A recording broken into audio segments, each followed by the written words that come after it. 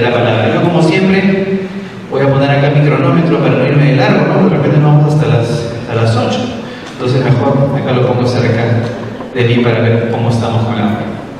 Muy bien, algunos ya están, se ríen porque dicen, por favor no, las 8 no. Muy bien, el día de hoy voy a compartir con ustedes y les voy a pedir por favor que levanten sus Biblias, porque han traído su Biblia, algunos han traído su tablet, su celular. Y vamos a ir al libro de Primera de Juan capítulo 4. Primera de Juan capítulo 4, versículo 7 en adelante. Quien haya llegado dice, ya llegué. A ver, ¿tan rápido? ¡Wow! Primera de Juan, ni yo he llegado. Primera de Juan 4, del versículo 7, aunque yo tengo mis notas, hasta el versículo 21 vamos a compartir. Y bueno, como iglesia estamos siguiendo esta sesión de lo que vendría a ser la carta de Primera de Juan, y lo estamos haciendo de manera ordenada, estamos disfrutando de este tiempo porque estamos conociendo, no de una manera salteada, no como la pastora Carolina decía la semana pasada, aquellos creyentes que hacen bibliomancia, ¿no? Que abren la Biblia y dicen, acá, y aquí es lo que el Señor dice para mí, y dice, yo te destruiré esta mañana. Entonces dice, ya no cierran, ya no siguen leyendo, porque ese versículo no concuerda con aquello que quieren recibir. Pero gracias a Dios porque en la casa, en la iglesia, estamos haciendo un estudio, como se dice, ordenado de la carta, y estamos entendiendo el contexto, por qué fue que Juan escribió, para qué escribió, contra qué estaba luchando, contra aquellos que habían abandonado su fe, contra aquellos que de repente no tenían ese amor. Y Juan es enfático nuevamente en hablar que lo más importante, que es la evidencia de un creyente, es el amor entre los hermanos, unos para con otros. ¿Cuántos de ustedes aman a su hermano? Digan un fuerte amén. ¿Quién ama a su hermano? Amén. Más o menos están amando a su hermano. Entonces ese amén ha estado un poco débil, ¿no? Como que todavía no lo están amando mucho. ¿Quién realmente ama a su hermano? Amén. Hoy todavía, el Señor, hay que pedir, ¿cómo se dice? Hay que hacer ayuno para esto, ¿no? Muy bien, Juan tiene una particularidad y me llama mucho la atención porque uno dice, vamos a ver los primeros capítulos del libro de Juan y después vamos a seguir con los siguientes capítulos del libro de Juan, capítulo 4. Y los estudiosos dicen que Juan hace algo. ¿Qué cosa hace Juan? Juan comienza a hablar de los temas principales, habla sobre el amor, habla sobre los falsos, las personas falsas, que no nos dejemos engañar, habla sobre lo que es Dios y la comunión entre los hermanos, ¿no? Pero ¿qué hace Juan otra vez? Juan lo que hace es volver a hablar de lo mismo. Algunos dicen, bueno, Pedro para escribir la carta es más ordenado. Pablo tiene una mejor orden, dice, tiene la salutación, tiene la bienvenida, tiene el cuerpo de lo que quiere hablar y tiene su despedida. Para aquellos que han estudiado inglés o por lo menos saben de literatura, que tenemos un profesor de literatura que nos puede enseñar, ¿no? El saludo, el cuerpo y finalmente la despedida, ¿no? Del mensaje. Pero Juan no hace eso. Entonces yo digo, ¿no? Juan empieza diciendo algo y nuevamente lo vuelve a compartir. Carolina me decía, Carolina, para los que no conocen, mi esposa, me decía, se parece un poco a mi papá. Bueno, el pastor Harvey, que ya no está con nosotros, está en la presencia del Señor, decía, mi papá cuando predicaba, ya estábamos a punto de acabar, los hermanos estaban agarrando su Biblia para salir corriendo, ¿no? Y el pastor recapitulaba, dice, vamos a recapitular, vamos media hora más con el pastor, ¿no? Y media hora más con todos los puntos, ¿no? Entonces decía, me hace acordar un poco a mi papá. Y bueno, seguramente cuando Juan escribía, ¿no? Yo me pongo a pensar con esta idea de Juan, porque Juan vuelve a ser enfático con el amor, para que no crean algunos, el pastor Marcelo está predicando lo mismo de hace 2 semanas. Voy a tocar el tema del amor porque Juan lo toca y hay que mencionarlo. Yo también me ponía a pensar en algo. Algo que me ponía a pensar era lo siguiente, y decía, hoy hemos encontrado, decían ahí los apóstoles, hemos encontrado un escrito por ahí, ¿no? Hemos encontrado un escrito y no tiene firma. Yo decía dentro de mí, si han encontrado un escrito que se escribe de esta manera y se vuelve a repetir, seguramente es de Juan, porque a Juan le gusta volver a tocar los temas que ya había tocado desde el principio. Y bueno, solo el Señor sabe por qué, es enfático el Señor en esos temas que vamos a compartir el día de hoy. Y vamos a volver al tema del amor. Digan todos, amor. Amor. Alguno por ahí volteó, me está llamando, mi esposo, está llamando a mi esposa. Amor. Vamos a hablar sobre el amor. Y yo estuve meditando, seguramente como muchos de ustedes habrán meditado acerca de lo que es el amor. Y nuevamente seguí meditando en esta idea de que el amor no es un, ¿quién me quiere ayudar? Sentimiento. El amor no es una emoción. El amor es una decisión. Buenos alumnos, el amor es una decisión. Ahí en sus casas, el amor es una decisión. ¿Por qué? Alguno de ustedes podrá explicar tangiblemente, con sus manos, con peso, con medida o volumen, ¿qué es el amor? Nadie podría definirlo exactamente. Normalmente el amor se va a traducir en cosas, en acciones. El amor no es algo que está flotando. El amor no es simplemente una emoción, es una acción. Por eso que la palabra dice que Jesucristo nos amó. ¿Cómo nos amó Jesús? Perdón, ¿cómo nos amó el Padre? A ver. ¿Cómo nos amó el Padre? Cuando envió a su Hijo. ¿Cómo mostró Dios el amor? A través de una acción. Entonces yo amo cuando proveo, yo amo cuando cuido, yo amo cuando me preocupo, yo amo cuando hago una acción a favor de una persona. Así que vamos a ir avanzando en esta idea de lo que es el amor. Y Jesús mismo también dijo lo siguiente.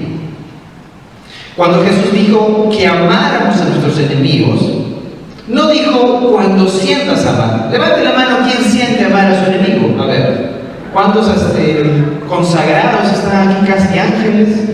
¿No? Nadie. Difícil.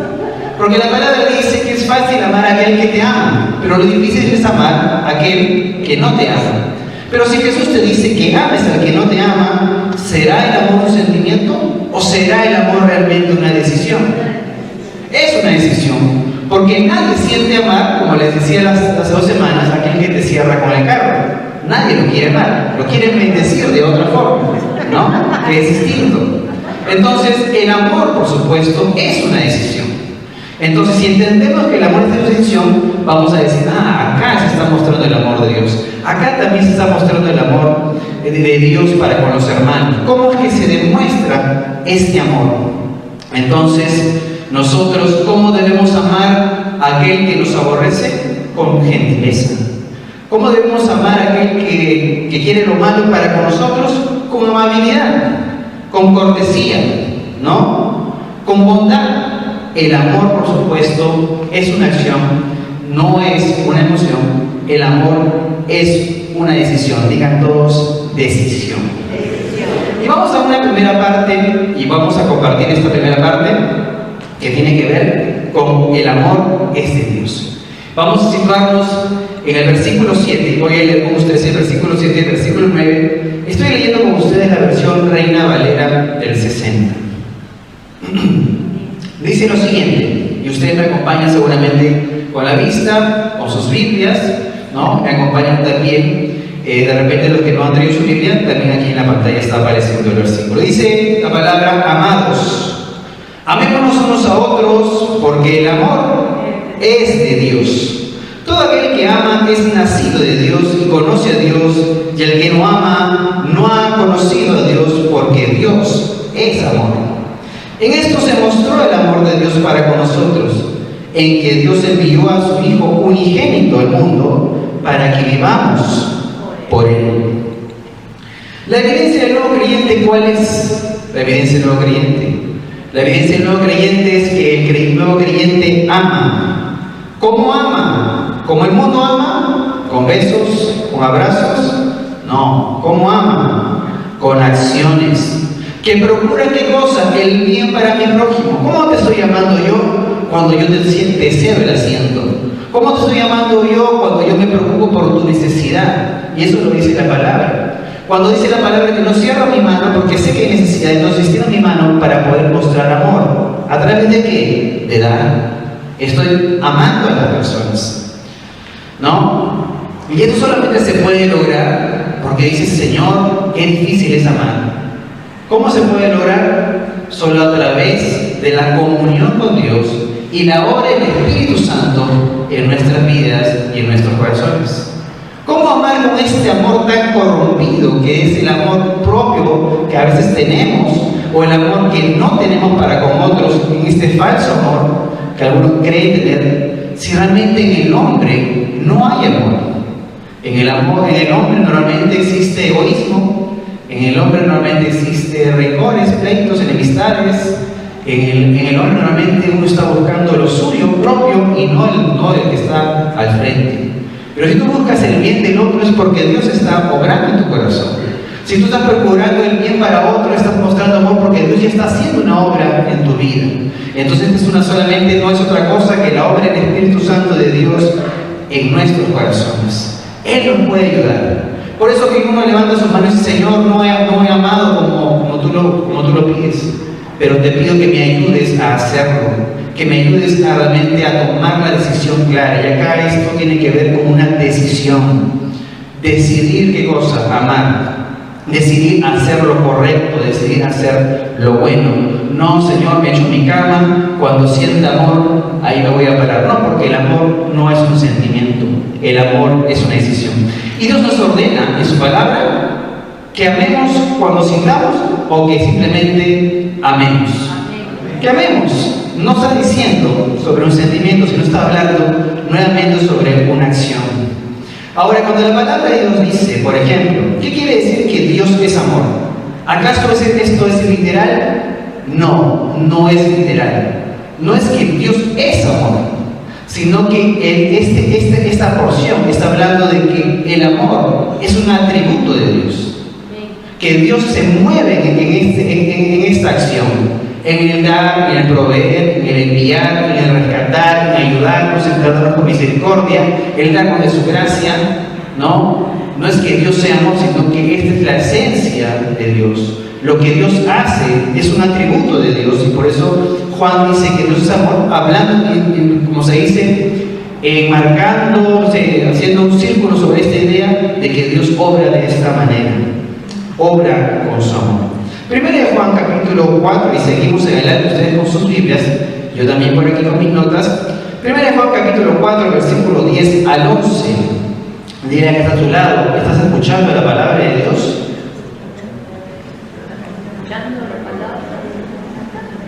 ¿Estás atento? Ahora me he puesto más atento, ¿no? Primero de Juan capítulo 4, del versículo 10 al versículo 11, dice lo siguiente, y leo con ustedes la palabra que dice: en esto consiste el amor, no que nosotros hayamos amado a Dios, sino que Él nos amó a nosotros y envió a su Hijo en propiciación por nuestros pecados. Amados, si Dios nos ha amado así, debemos también nosotros amarnos unos a los otros. Acá vemos el ejemplo de Dios, ¿cierto? Pero me gusta mucho la primera parte que dice: no en que nosotros hayamos amado a Dios, sino que Él nos amó a nosotros y envió a su Hijo en propiciación por nuestros pecados. Qué tremendo es saber de que el hombre no es que el hombre de por sí, o de manera sola, amó a Dios. No.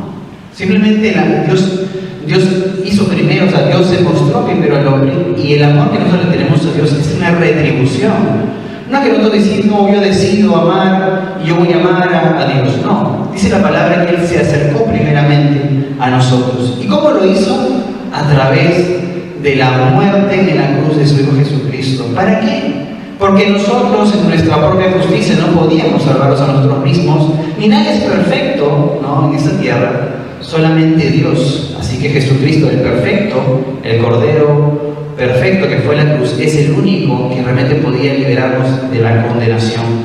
Entonces la palabra de Dios nos dice que Él se acercó a nosotros y que Él primero nos mostró amor. No nosotros a Él, sino que primero fue Dios.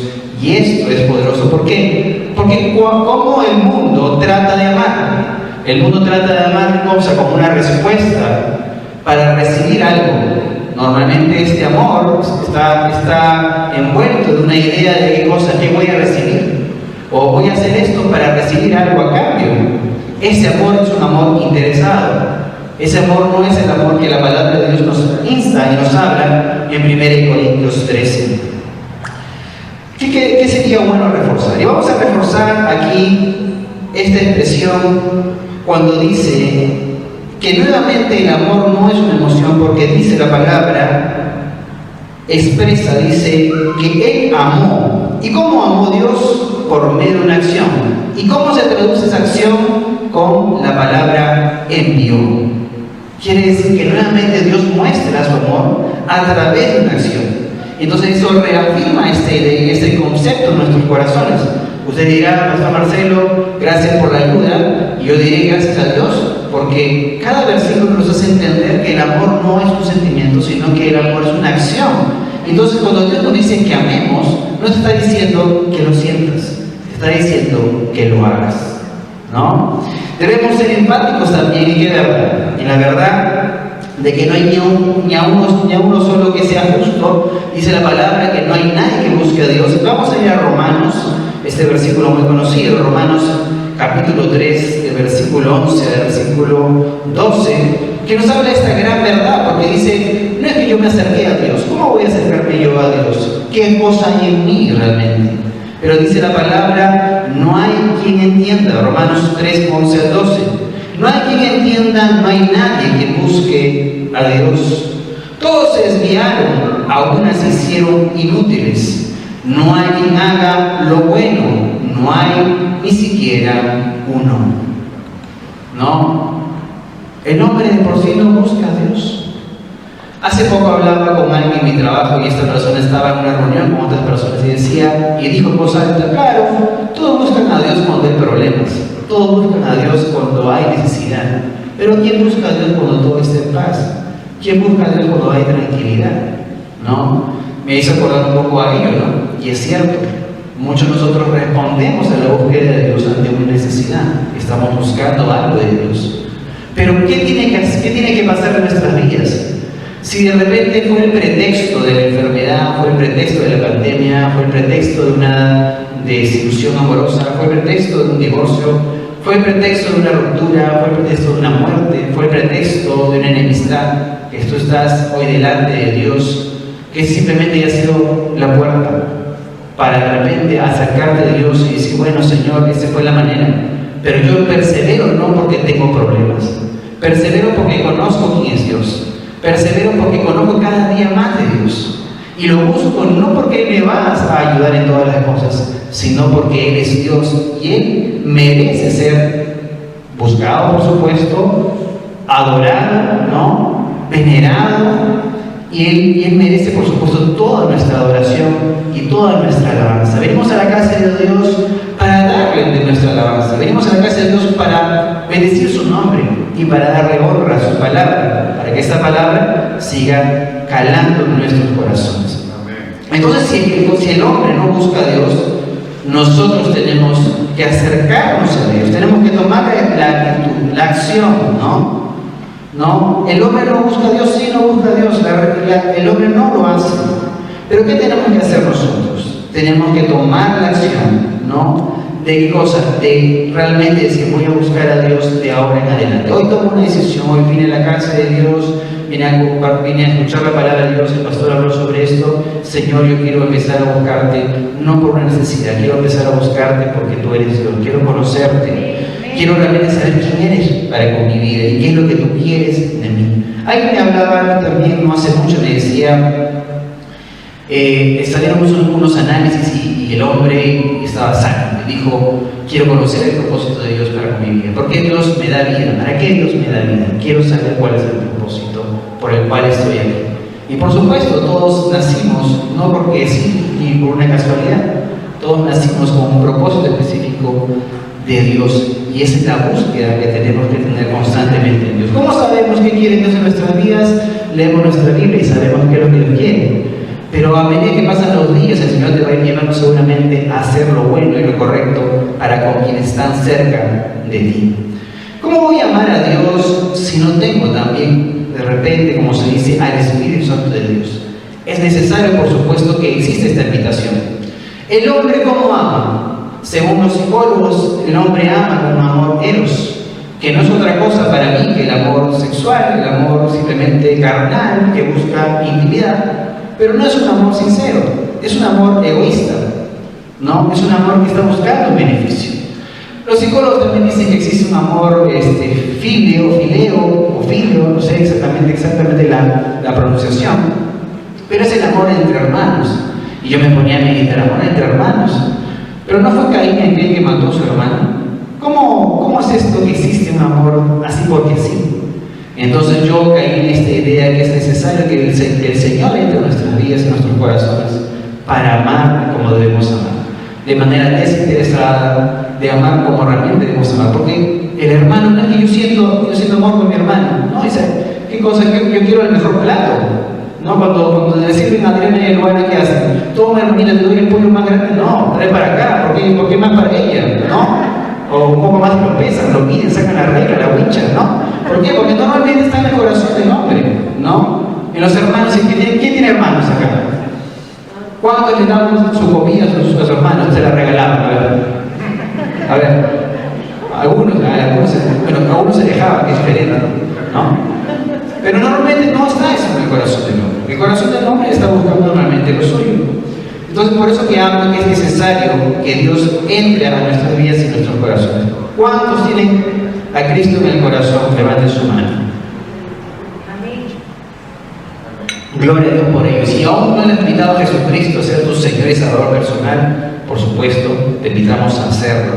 A confesar con tu boca que Cristo es el Señor, que se levantó de los muertos, que Él es el sacrificio perfecto para perdonar y limpiar nuestros pecados. Solamente cuando el Espíritu de Dios está en nosotros podemos amar como Dios quiere que amemos. Y le decimos a Dios, ayúdanos a amar, ayúdanos Espíritu Santo a amar como tú lo deseas. Alguien por ahí me dijo, pero el hombre es bueno. Yo digo, el hombre es bueno, pero la palabra de Dios no me dice que el corazón del hombre sea bueno. La palabra de Dios me dice en Mateo 15:19 lo siguiente: porque del corazón salen los malos pensamientos, los homicidios, los adulterios, las fornicaciones, los hurtos, los falsos testimonios y las blasfemias. En el corazón del hombre no está Dios de principio. Hay una naturaleza pecaminosa que tiene que revertirse y ser transformada por la obra del Espíritu Santo. Entonces no es que el hombre de por sí no ama a Dios, sino más no. Necesitamos de Dios para amar a Dios. Necesitamos de Dios para amar a nuestro prójimo. Entonces, ¿dónde está el punto acá clave? En que tú busques a Dios, que tú hagas a Jesucristo tu Señor y Salvador personal, que tú le invites al Espíritu Santo de Dios a ser tu guía, aquel que te enseña, aquel que te muestra la palabra, aquel que te habla las Escrituras, aquel que hace carne esa palabra en tu corazón. ¿Cuántos quieren que el Espíritu de Dios haga esa obra maravillosa en sus vidas? Digan un fuerte amén. Amén. Amén. Gloria a Dios por eso. Entonces entendemos esta verdad. Y una segunda cosa que quiero compartir con ustedes tiene que ver con la permanencia de Dios en nosotros. Por supuesto, muchos deseamos que Dios viva en nosotros, ¿no? Pero ¿cómo podemos hacer que Dios viva en nosotros? Y la palabra de Dios nos contesta a esta pregunta: ¿cómo hacer para que Dios esté conmigo y yo esté con Él? ¿Qué dice 1 de Juan para que esto suceda? Leemos capítulo 4, del versículo 12 al versículo 16, que dice lo siguiente: nadie ha visto jamás a Dios. Si nos amamos unos a otros, Dios permanece en nosotros y su amor se ha perfeccionado en nosotros. En esto conocemos que permanecemos en Él y Él en nosotros, en que nos ha dado de su Espíritu. Y nosotros hemos visto y testificamos que el Padre ha enviado al Hijo, el Salvador del mundo. Todo aquel que confiese que Jesús es el Hijo de Dios, permanece en Él y Él en Dios. Y nosotros hemos conocido y creído el amor que Dios tiene para nosotros. Dios es amor, y el que permanece en amor, permanece en Dios y Dios en Él. Entonces, la primera parte dice: nadie ha visto a Dios jamás. Cuando Jesús menciona esto, lo menciona en el sentido, ¿no? Cuando Juan menciona esto, lo menciona en el sentido de que nadie ha visto al Padre. Pero en estos versículos encontramos, como se dice, algunas cuantas pistas o puntos para saber cómo hacer para yo permanecer en Dios y para que Dios permanezca en mí. Lo primero y es una evidencia para que Dios permanezca en nosotros, ¿no? Y nosotros en Él, es porque entre nosotros nos amamos. ¿Qué es amar? Procurar el bien. ¿Qué es amar? Hacerlo mediante una acción. Lo segundo que nos da el texto bíblico es: ¿cómo sabemos que Dios está con nosotros y permanecemos en Dios? Por su Espíritu Santo. El Espíritu Santo de Dios nos da convicción de que somos sus hijos, nos da seguridad de que Él está obrando en nuestras vidas. El hombre por sí solo no busca hacer lo bueno, no busca a Dios, pero si algo bueno estás haciendo, déjame decirte que es Dios en tu corazón el que está obrando. Número 3, cuando confesamos y testificamos a Jesús como Dios y Salvador, no es esa repetición que a veces en las iglesias se han acostumbrado, una oración de, como dice la oración del penitente, ¿no? Porque por ahí alguno dice: pasa adelante, ¿no? Pasa adelante, ora, ¿no? Recibe Cristo en tu corazón. Pero déjame decirte que si no lo haces de manera sincera, realmente no hay un nuevo nacimiento, no hay un convertirse a Cristo realmente, sino simplemente fue una oración, ¿no? Alguno por ahí atrajo a su invitado, le dijo: ven, ¿sabes qué? Están haciendo la oración de entrega, pasa adelante, no confía un poco más, que lo mandan hacia adelante, ¿no? Y tampoco no es la idea, porque no es una obligación. Realmente uno, cuando dice, el pastor está predicando, ¿no? Está hablando de los pecados, porque yo soy más pecador que cualquiera. Y está diciendo que Jesús perdona. Qué tremendo. Yo levanto mi mano y digo: voy corriendo porque me siento un pecador. Me siento que realmente necesito que Dios haga mi vida. No es que alguien me esté presionando. Una verdadera conversión se da cuando el hombre reconoce que ha pecado delante de Dios. Una verdadera conversión es cuando realmente un hombre se siente arrepentido. Y el arrepentimiento no es un golpe, sino que el arrepentimiento es: sabes que hasta el día de hoy hacía esto y a partir de hoy ya no quiero volver a hacerlo jamás. Así que el arrepentimiento tampoco es el golpearse y sentirse mal. El arrepentimiento es un cambio de actitud. Quiere decir: si hoy hacía esto, mañana o desde hoy día ya no quiero volver a hacerlo. Así que cuando la palabra dice, cuando confesamos y testificamos a Jesús como nuestro Dios y Salvador, es para aquellos que lo hacen de corazón. Es para aquellos que reconocen que Jesucristo fue en la cruz por sus pecados y que Él es capaz de perdonar. ¿Cuántos están alegres de que Jesús haya perdonado sus pecados? Amén. Jesús dice: no importa si fuesen, como dice la palabra, rojos como la grana, ¿no? ¿Ah? ¿Cómo convierte nuestro corazón al Señor? Como blanca lana, como la nieve. Así hace nuestro corazón. Número 4 dice, otra evidencia de que Dios permanece en nosotros y nosotros en Él, es si permanecemos en esta actitud del amor. Quiere decir que permanecemos haciendo lo correcto, lo bueno, lo que a Dios le agrada. Dile que a tu lado: te amo en el amor del Señor. ¿Ah? Qué difícil, ¿ah? ¿Estás seguro, pastor, lo que está diciendo? Y no, el hermano va a pensar: me va a mirar con otra cara. ¿Ah? Te amo en el amor del Señor. Y continuamos. Por supuesto que aquí tenemos las claves, ¿no? Y voy a hacer como el apóstol Juan, voy a recapitular. Uy, van a decir ustedes, ¿qué te estás copiando también? El apóstol Juan recapitula diciendo: ¿cómo sabemos que Dios está en nosotros? Cuando permanecemos en el amor, cuando confesamos a Jesucristo como nuestro Señor y Salvador personal, ¿no? Cuando el Espíritu Santo nos da, como se dice, convicción de ello, ¿no? Y cuando permanecemos, por supuesto, y nos amamos, ¿no? Entre nosotros como hermanos. Así que hemos hecho un ejercicio rápido de decirle: te amo en el amor del Señor, ¿no? Algunos dirán: si me vas a amar, bueno, hoy día podemos ir a comer acá un pueblo de la brasa, ¿no? ¿Cómo vas a mostrar tu amor en esta noche? Algunos por ahí se va a lanzar, pero no se aprovechen de esta idea. ¿Bien? ¿Cómo permanezco en Dios y Dios en mí? A través de lo que acabamos de compartir, ¿no? Tenemos que poner en práctica ello y tenemos que tener la seguridad de que el Espíritu de Dios está en nosotros. Número 3, vamos a hablar sobre la perfección del amor. Y es importante porque la perfección del amor no es otra cosa que el amor crezca en nosotros. Quiere decir que esta actitud de amar crezca en nosotros. Como es una acción, quiere decir que yo tengo que empezar a crecer en este amor. Y este amor se perfecciona, quiere decir que crece, se hace más grande, ¿no? Se hace más sincero, se hace real, ¿no? No es un amor fingido, es un amor, como se dice, puro, un amor amor del Señor. Entonces, por ahí, por supuesto, ¿no? Ustedes dirán, bueno, ¿cómo voy a realmente yo amar? ¿A cuántos de ustedes les gusta el deporte? Levanten su mano. ¿A alguno le gusta el deporte? Por ahí 2, 3. Otros juegan ajedrez nomás, ¿no? Algo más tranquilo, dicen, no me gusta moverme. Pero yo les pregunto, ¿no? ¿Ustedes quieren ser mejores deportistas en el deporte que les gusta? Por ahí un deporte, por favor, un deporte. Uno va a decir fútbol, pero ya otro por ahí. Natación. ¿Otro deporte por allá? Esgrima, dicen. Bien. Bueno, yo jugaba bádminton, ¿no? Porque en mi casa cuando éramos niños me regalaron una raqueta de bádminton y jugamos bádminton, ¿no? Pero bueno. Y ahora yo digo, ¿no? Para ser esgrimista, ¿qué tienes que hacer para ser esgrimista?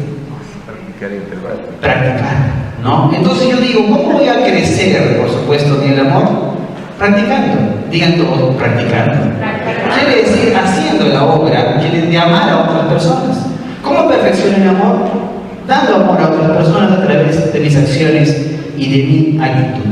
1 Juan 4, del 17 al 19, dice lo siguiente: en esto se ha perfeccionado el amor en nosotros, para que tengamos confianza en el día del juicio. Pues como Él es, así somos nosotros en el mundo. En el amor no hay temor, sino que el perfecto amor echa fuera el temor, porque el temor lleva en sí castigo, de donde el que teme no ha sido perfeccionado en el amor, y nosotros le amamos a Él porque Él nos amó primero. Qué bonito saber, como dice la palabra, que tenemos confianza en Dios. Pero convéncete para qué día, para el día del juicio. Quiere decir que sí, yo soy salvo, ¿no? Porque me arrepentí de mis pecados, porque sigo a Cristo. Porque el día que esté en su presencia no seré condenado, como dice la palabra, para el fuego eterno, ¿no? Sino que seré llevado a la presencia de Dios para vivir con Él en el paraíso, ¿no? Para vivir con Él en el cielo. Cuando dice se ha perfeccionado, estamos hablando de que este amor está creciendo, ese amor se está mejorando cada día.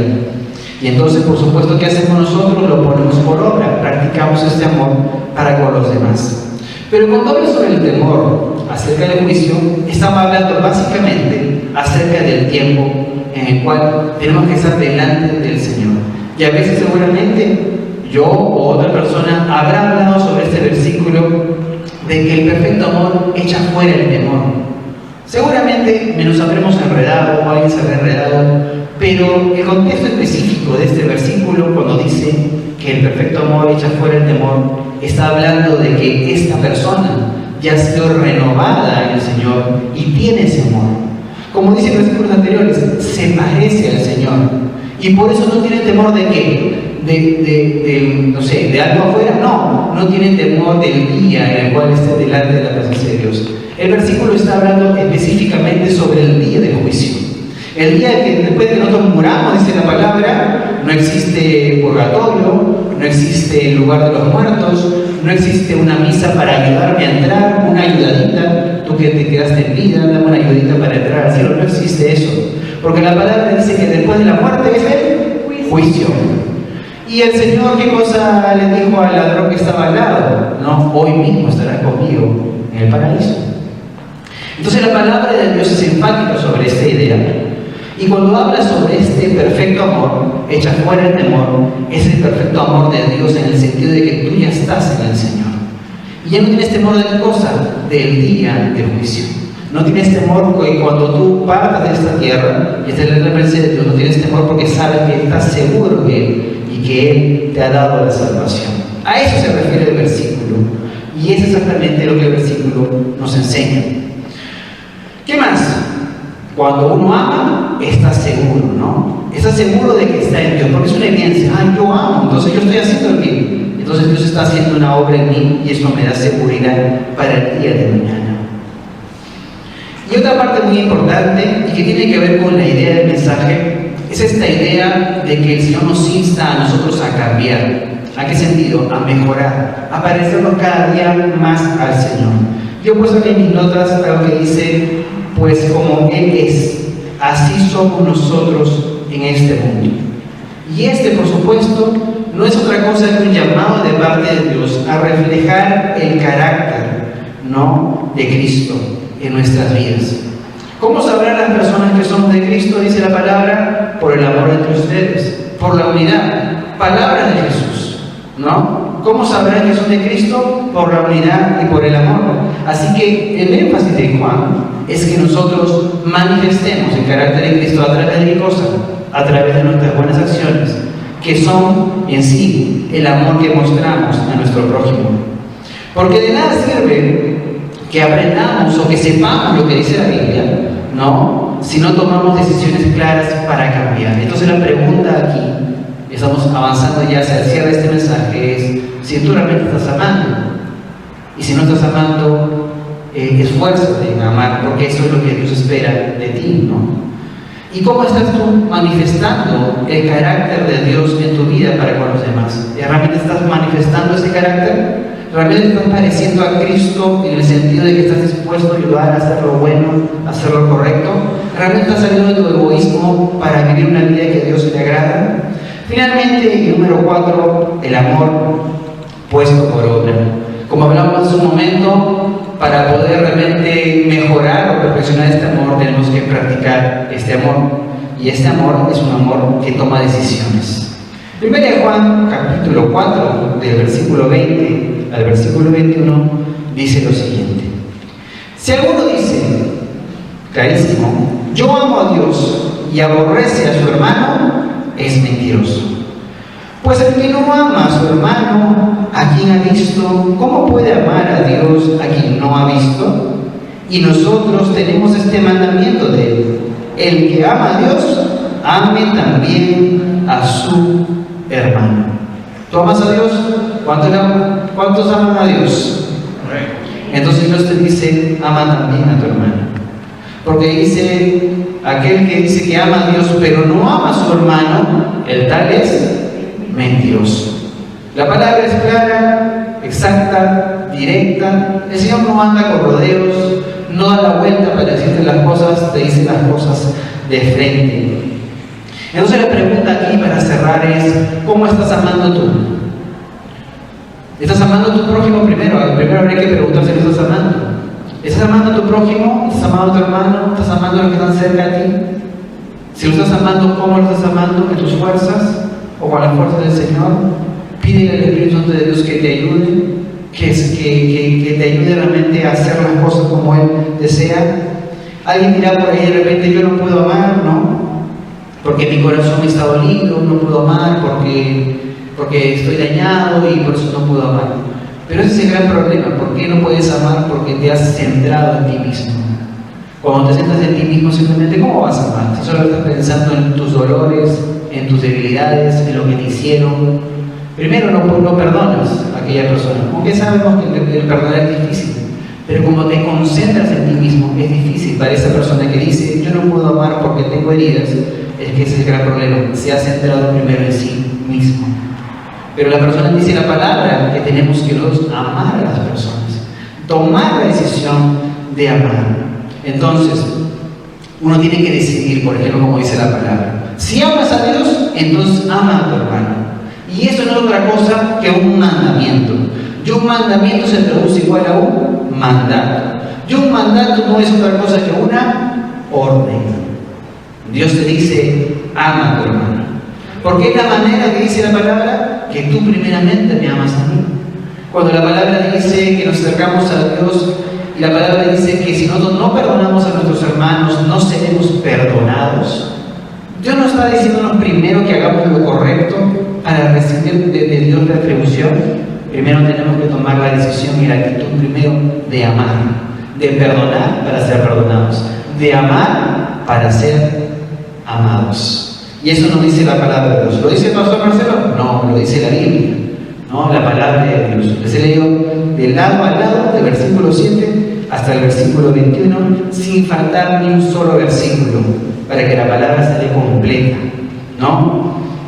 Y si tú tienes heridas, como algunos dicen, ¿no? Te acercas a Dios. Y Dios puede sanar esas heridas. Y Dios puede hacer una obra nueva en tu corazón. Y Dios puede realmente sanar ese corazón dolido, dañado, y darte un corazón nuevo, un corazón que realmente esté dispuesto a amar. Porque como Dios está dentro de ti, y Dios está gobernando tu vida, tú quieres amar a Dios con todas tus fuerzas. Y sabes que el amar a Dios con todas tus fuerzas también implica amar a tu hermano. Entonces yo me esfuerzo por amar a mi hermano porque amo primeramente a Dios. ¿Con qué amor estás amando? Tiene que ser con el amor de Dios. ¿Con qué amor tenemos que amar, hermanos? Con el amor de Dios. Con ese amor tenemos que amar. Porque ese amor no es egoísta, es el amor que se da sin pedir una retribución. Ese amor que es un amor hasta la muerte, un amor como el sacrificio de nuestro Señor Jesucristo. Hoy podemos, por supuesto, poner por obra este amor y empezar a tomar decisiones, a empezar a amar como Dios quiere que amemos realmente.